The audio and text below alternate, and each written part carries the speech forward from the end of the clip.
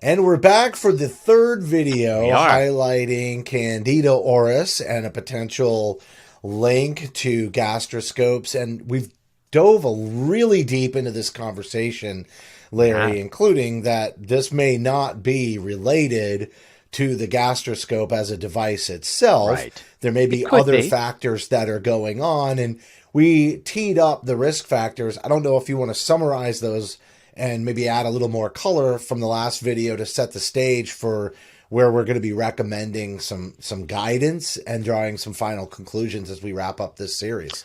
Right. So we're going to focus today on guidance, that is to how to improve the safety of your patients now that you know about this potential problem of Candida auris transmission.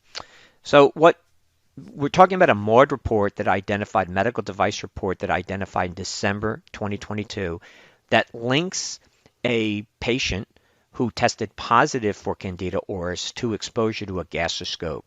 Now, that then causes one possibly to conclude, oh, the gastroscope then infected the patient. And that's not necessarily true. There's an association, but it doesn't mean cause and effect.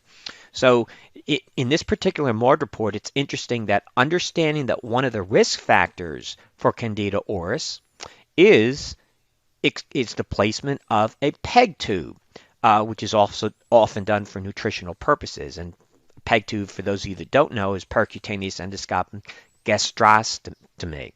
So here we have this particular device. The placement of it, for whatever reason, is a risk factor for Candida auris, and the MAUD report that explains the patient becoming colonized with Candida auris after exposure to gastroscope also underwent this procedure. So we have to keep that in context and realize that it may not have been the gastroscope, though it may have been. We just don't know, but maybe it was that associated procedure that was more likely responsible for this infection.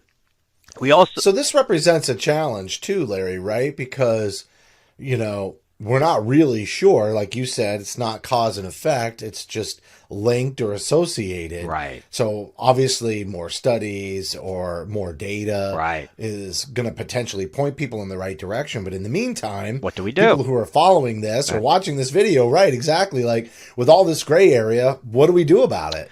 So we want to be on the lookout for the possibility that Candida auris can be transmitted by a flexible endoscope. There are reports in the literature of this deadly fungus being transmitted by shared reusable medical devices. This MAUD report was the first one linking this fungus, transmission of this fungus, possibly to a gastroscope. But we want to realize and be on the lookout for this, that means that a gastroscope could potentially transmit this fungus because indeed other reusable medical equipment, specifically digital thermometers, axillary temperature probes, have been linked to cases of Candida auris infection or colonization. So we talked about modes of transmission in a previous video, and now let's get to specific guidance. So we want to reprocess the gastroscopes according to the instructions for use, the IFUs.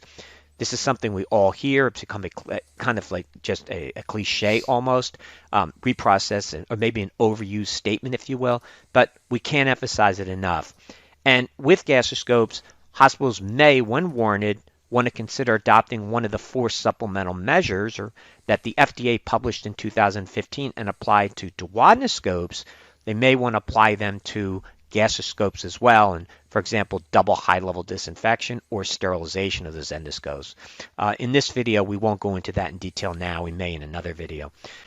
The other issues are environmental surfaces. These too, like reusable medical equipment, can become colonized and transmit Candida.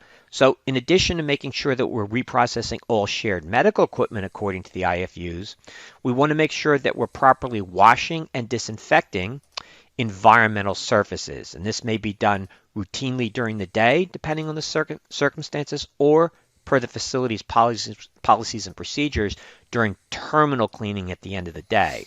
So we're accounting for reusable instruments. We're now accounting for environmental surfaces.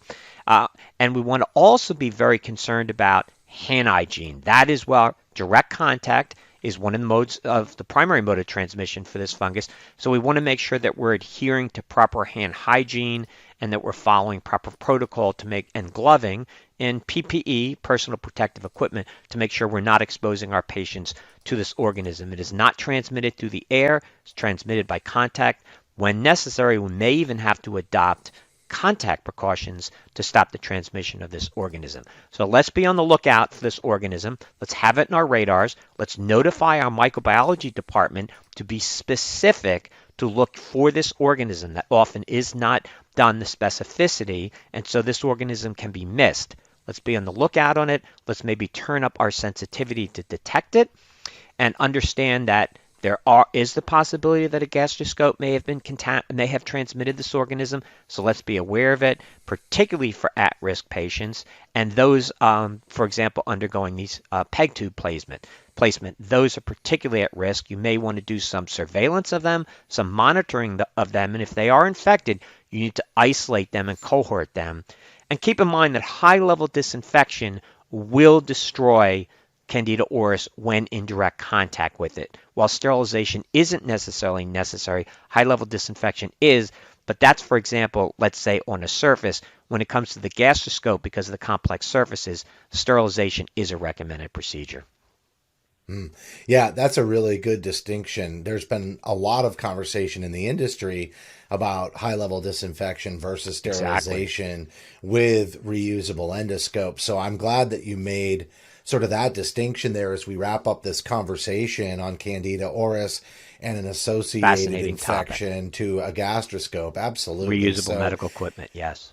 Larry, great job, and this has been a very excellent series. I'm looking forward to the next topic of conversation as you continue your work. Yes. We have so many ahead of us, and the YouTube channel is housing all of these videos, so I do want to point everybody back to the Transmission Control YouTube channel. If you're not finding us there now and you're finding us on LinkedIn or Facebook, we'll have a link right directly to that YouTube channel in the notes for this post. And in closing, I'd like to say that these videos are geared toward risk management in infection control, and we will always provide guidance for you to reduce the risk of infection of your patients and to improve quality and patient safety.